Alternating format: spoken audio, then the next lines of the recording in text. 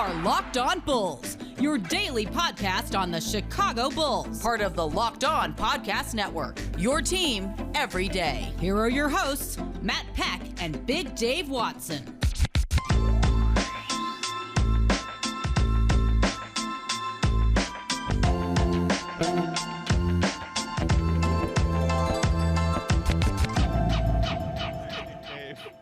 Let us now move on to some more lighthearted and fun talking points. Now that Rock Auto has cleared the John Paxson sludge out of my brain, forget about him. That's why I'm here. Big Dave, my friend, when I texted you earlier today and said, what do you want to talk about? You said, I want to have a best starting fives in the Eastern Conference conversation. So, hey, man, yes. I'm tossing this to you. Where do you want to start as far as breaking this down? So I was thinking, just looking at the Bulls starting five, and everybody, has an opinion as far as where the team will finish as far as the playoffs are concerned. But just looking at the starting five, I wanted to gauge people's opinions. And I'm sure all the people who watch this on YouTube, please put in the comment section. I would love to know your opinions on this. I'll be looking at that. I'll be responding to it. So please put your comments in there. I would love to know your opinion on this. And yours as well, Matt. But I wanted to know the best starting fives in the East. Where would the Bulls stack up as far as the best starting fives right now on paper? Because obviously they haven't played. We haven't seen it yet. So just looking at it on paper, where would the Bulls stack up as far as best starting fives? Now, obviously, number one is the Nets. I mean, looking at the Nets, I mean, that's what it is. It's a given. It's the Nets. Number two, I got the Bucks. I got the Bucks there, defending champ, Giannis and all those huge other athletes that, can play both sides of the ball are an issue. And they're going to get, assuming they're going to get DiVincenzo back and healthy to start this next season. So that's a big piece for them to get back, in addition to having Holiday and Middleton. Right. Oh, great point, Matt. Great point. So yeah, they're gonna be formidable again. God, this is gonna be so much fun this season. So yeah, they're gonna be very interesting. Now, this is where I think it starts getting serious. Is when you start looking at the 3, 4, and 5 and going down the list. This is where I think arguments can start being made, because I can look at the first lineup I thought of, Matt, was Atlanta. I love their starting five. Wow. Okay. I love Atlanta's starting five. I really love how their starting five is, because they're young. I was going to say young and athletic, but I don't want to bring you back. Don't do it. So, but they're young, and everybody can kind of play both sides of the ball. I love John Collins. I love the versatility of DeAndre Hunter, Clint Capella. I really enjoy watching their starting five play. Bogdanovic. Kevin Herterbar, if you want to put Bogdanovic in the starting five too, he can get in there and play that too. So they are versatile and they're interesting in that starting five. And they showed, and that's kind of why they were able to get to the conference finals and actually be formidable in that conference finals. They're a problem, honestly. And the other one I thought of was Miami, the Miami Heat. Their starting five, obviously you got Jimmy Butler, Bam Adebayo, you're adding Kyle Lowry to it. Victor Oladipo might be in that starting lineup. Where they want to go at power forward is up to them, because you could either go Marquise Morris, PJ Tucker, I don't think will start, but they have their depth. I think is really interesting, because they can do so many things with their starting lineups. But just those four pieces I named, as far as Lowry, Oladipo, Jimmy, and Bam, vicious. Those are nice. I don't think there's any other team that you can make an argument for outside of the Chicago Bulls after that.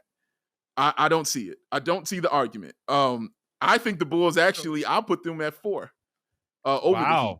Okay. I'll put them over the Heat, honestly. Because, I said it. I'll put them over the Heat. I'm looking at Lonzo. I'm looking at, of course, Zach LaVine, who I think is going to have a monstrous year. Of course, I'm looking at DeMar DeRozan, who I think is going to be awesome for us. But Patrick Williams, I'm like, from what I think and what I expect from Patrick Williams, he is going to make this starting lineup vicious and an issue on both sides of the floor. That's where it's going to become. And then Vooch, dude, argue top 3 center in the East right now. You know what I'm saying? I can argue he could be top 2, but I can argue this. But that, for me, is what makes it really official. Because, and then you got, they're all NBA guys. You at least have 2 all NBA guys on your team. You've got you got 3 all-stars on your team. And the other two guys that I don't mention, I think are fringe All-NBA and All-Star guys. And the youth of them, that also plays a huge role in this to me.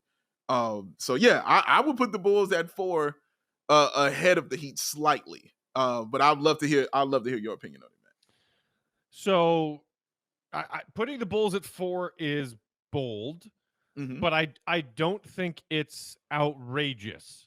It's not. We've sat here after all of these moves and looking at this new Bulls roster and said, or certainly I have, and I'm pretty sure you have even more rose-colored glasses than me, even when things are fun and trending positively like this, have said the Bulls could be as high as 4. I mean, if every box gets checked and things go really, really, really well, maybe they surprise people and grab the 3 seed. Who knows? But I would say, like, realistically speaking, I think it's possible for them to sneak to 4 and get home court in the first round, and it's possible for them to be 8th or, dare I say, 9th. There is a lot of variables here because the two teams that you didn't mention that I think everybody else will say, well, what about them if you're going to throw the Bulls in, and you are putting the Bulls ahead of Miami and behind just Brooklyn, Milwaukee, Atlanta, Boston, and Philly. Those are the two teams to me that's like, it's so hard to predict a lot of this right now because as it sits today, September 5th, what is happening with Ben Simmons? Is there going to be a star for star swap? Is it going to be CJ McCollum and Joel Embiid? Is it going to be Damon Embiid? What's going on there? Because other than that, what we seem to only know is Simmons is unhappy. They're going to trade him before this season starts. And then you got Embiid, yes, an MVP candidate. Tobias Harris, you got Seth Curry, not a bad player, but like, what is that other piece gonna be? That's why it's so hard to put Philly anywhere in those top 8 right now. And then with Boston, it's just like, okay, yes, we have Tatum and we have Jaylen Brown, our 2 core pieces. They brought Marcus Smart back on yet another contract. So he's sort of like the third piece of their young big 3. Kemba didn't work out. Hayward didn't work out. You signed Dennis Schroeder for nothing. But what is the rest? What is the rest of your plan outside of Tatum, Smart, and Brown? Because the 4th piece of that puzzle that the Celtics have been trying to figure out for the last few years as Tatum and Brown are growing and turning into stars, none of those 4th option ideas have panned out. And they didn't really do anything all that special this offseason. They didn't make another new attempt at who is the 4th piece, the 4th big piece to play with those 3 guys. So if some Bulls fans say, hey, you know what? Our starting 5 better than Boston. I still think it's hard to make that argument concretely because, I mean, Jason Tatum is Jason Tatum, man. Yeah, because you've seen it. Yeah. I know he didn't have a great Olympics, and I think maybe he was playing hurt for a bit of it. But Jason Tatum's Jason Tatum. And dude, when that guy is on his game, I think it is fair to say that he is the most lethal player and a more lethal player than anybody the Bulls have. He's that good. No argument for me on that. If I'm arguing singular players, Jason Tatum is the one. Like, there's no question for me on that. But I'm talking about the 5. Like, when I'm looking at their 5 and I see that, and I'm like, you got a disgruntled Dennis Schroeder, who I really don't know where he is mentally. And Marcus Smart, who great player, awesome. You know what I mean? I would love to have him on your team, you know what I mean, like that. But when you're super reliant on Marcus Smart, that doesn't scare me when I go in there and I'm looking at the Chicago Bulls starting 5. And I'm like, okay, I get to match that up against this team. I'm going to take the Bulls 5, man, because Tatum for sure. But then I got Zach LaVine, who's like right behind him. And then you got Jaylen, who's nice, but then I got DeMar right there. Then I got Pat I'm throwing at you. Then I got Vooch I'm throwing at you. Then I got Lonzo I'm throwing at you. You don't have 3 others better than them, is what I'm saying. You're starting 5, in my opinion. Because I'm not taking Marcus Smart or their center. I forget his name. I think his last name is Williams. Great shot blocker. Awesome shot blocker. He's good, really good at that. But those guys don't make me be like, yeah, I think you're a better starting five because of that reason. No, I don't see that as far as that in Boston. But Tatum, think of Tatum every time. He's a beast. Think of Tatum. You're right. I mean, yes. So with the way I look at Tatum, similarly to looking at the Bucks and their starting five as sort of like with Giannis, how much stock, what percentage of how good is this starting five do you give to just one player, the best player? So that's part of the equation. True. But to me, that's kind of where I was leading is even as good as Tatum is when he is at his most elite level that we have seen him play, does the rest of that starting four outclass and out talent the other four pieces around Zach LaVine, DeRozan, Lonzo, Peta, Vooch? I don't think it does. I don't think it does. I think you can make that argument that the Bulls as a starting five have more talent on paper than Boston, assuming nothing else crazy happens for their roster before we start the season. True. Yeah. The other team here that's interesting, Dave, I want to mention this one. Talk to me. The team that did, in fact, steal a 4 seed that nobody thought they would steal last season, finishing 7 spots ahead of his old team, Tom, D-Rose, and those good old New York Knickerbockers. Yes. I think if anyone tries to make the argument that Derrick Rose, Tom Thibodeau team has more talent in their starting five on paper than Chicago, I think they're a little confused about that. But the other wrinkle to that, does Kemba Walker move that needle for you at all, Dave? That's Kemba a great Walker question.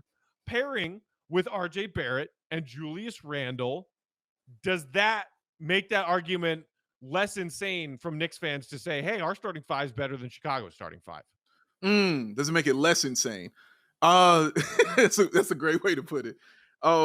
Yeah, I think it does make it less insane because I'm thinking like this, Matt. The one thing I know Thibs does is he makes point guards better. He always makes point guards better. And Kemba Walker is going to be a better point guard because of Tom Thibodeau. Like, that's going to occur. But also what I know about Kemba Walker is Kemba Walker gets hurt. They had to ask Kemba Walker about playing in back-to-back games. Would he even do that? Like, that was an actual question. Would he actually play in back-to-back games? So those things are going to be interesting. But and I don't want to dismiss Eric Fournier either because I really do like him too. I like Fournier. We can dismiss Evan Fournier. He's trash. But I like him. I know, but I like Fournier. He hits big shots. He does. Fournier hits some big shots. But as far as talent level is concerned, and where he's at in his career, it doesn't move the needle enough for me to say that their starting five is better than the Chicago Bulls. Because he's been on a decline since he's left. Let's be real about that. Like, since he's left Charlotte, he hasn't been that same dude or even close to that same dude that we've seen. Right. So I don't know if a change of scenery is going to help that. I have a thing about guys going home to play, especially in places like Chicago and New York. Like, I have a thing about guys going home to play, and I never like it because I never seen it just be perfect. You know what I'm saying? Like, it's like it should be. Even here with Derrick Rose, there was a time when people were just straight turned on Derrick Rose, and I remember that well, where people just completely flipped on him. So it's always something about going and playing for your hometown team, especially in New York with that media market and what that is and how demanding they are, even though they ain't won nothing, even though how demanding they are on those players. And you better do that. You got to be great. So I'm interested to see how that's going to work out, but I don't see how that gives him a boost to bring him back to where he was in Charlotte.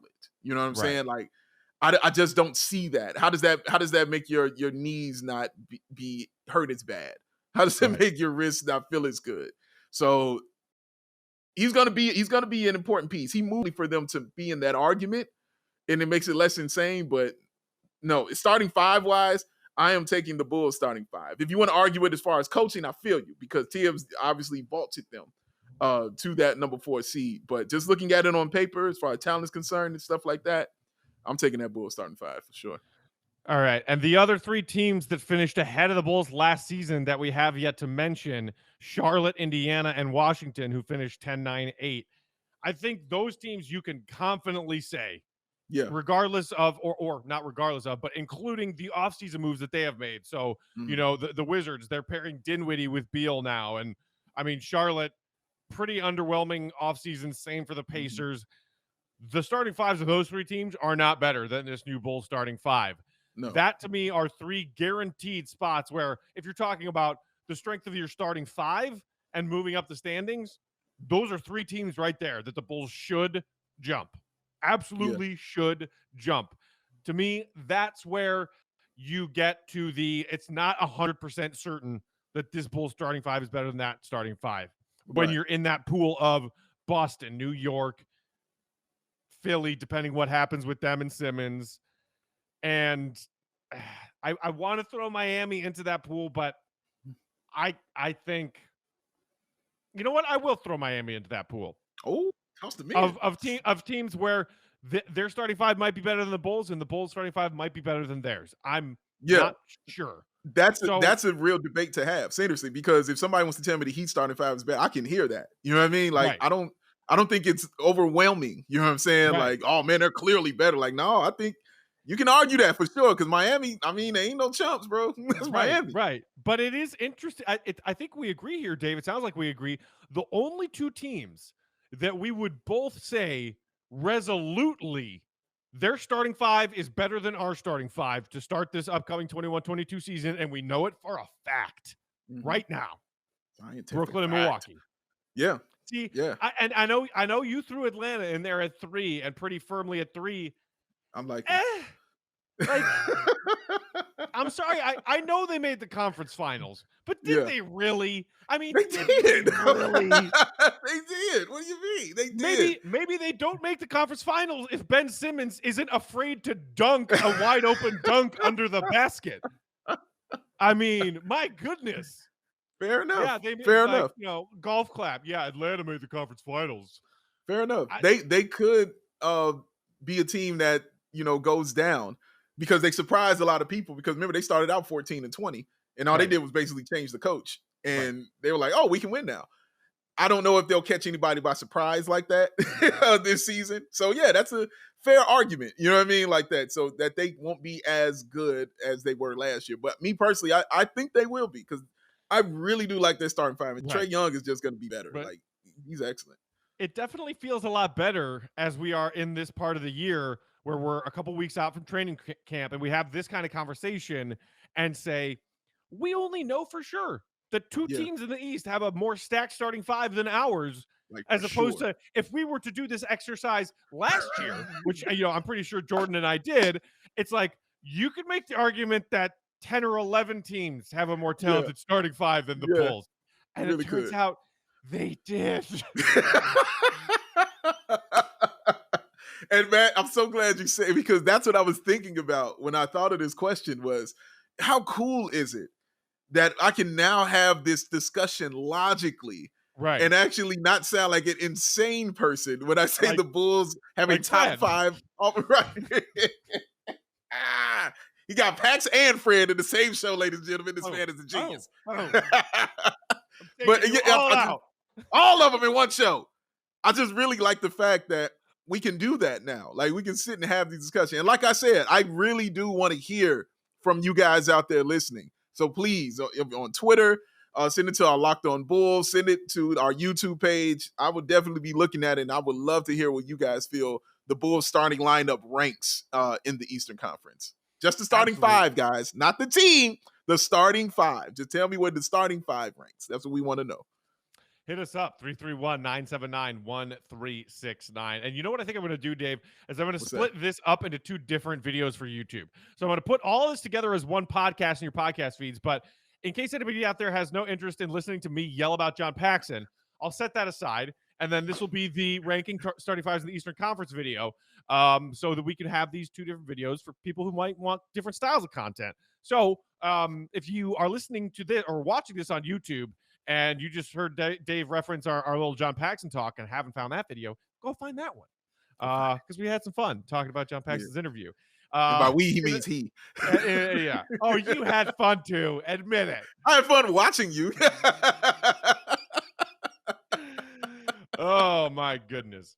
All right. And in the meantime, as always, follow us on Twitter. He is Big Dave at BAWL, BAWL Sports. I am Matt at Bulls_Peck. Thanks for listening. Thanks for watching. Thanks for subscribing. all of you out there on YouTube. Until next time, have a wonderful Labor Day. We'll be back in a couple of days with a fresh episode. For Big Dave, I'm Matt. See Red, be good. Peace out.